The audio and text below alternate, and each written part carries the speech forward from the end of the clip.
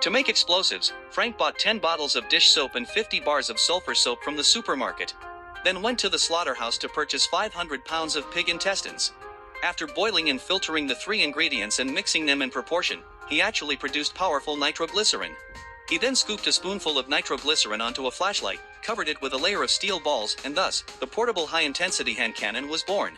But to take on the ruthless gangsters, a few hand cannons were far from enough. Frank also planned to develop an even more powerful triple emulsion explosive. However, an accident occurred during production. That day, his assistant accidentally splashed a drop of explosive onto his shoe, and the shoe surface was instantly corroded. The man froze in place as if he had stepped on a landmine, his breathing stopping completely. Frank rushed forward to rescue him, first gently taking the test tube from the assistant's hand, then carefully removing the shoe soaked with explosives. Throughout the entire process, he had to remain fully focused. Any slight tremor could trigger an explosion.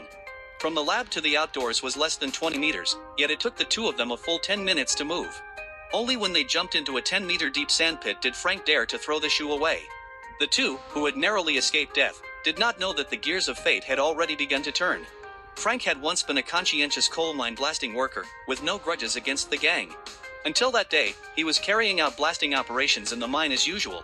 Always cautious, he would check the gas concentration after each installation of explosives, only detonating after confirming safety.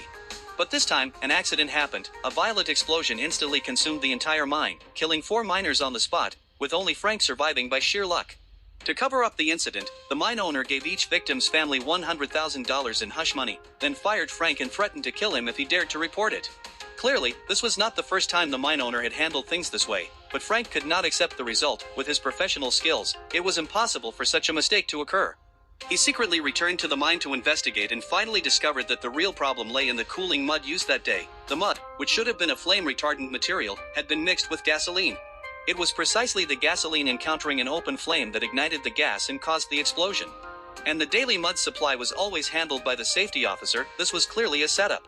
To prove his innocence, Frank immediately kidnapped the safety officer and confronted the mine owner face-to-face. Seeing the conclusive evidence, the mine owner unhesitatingly executed the safety officer, unaware that the entire execution had been fully recorded by a mysterious figure.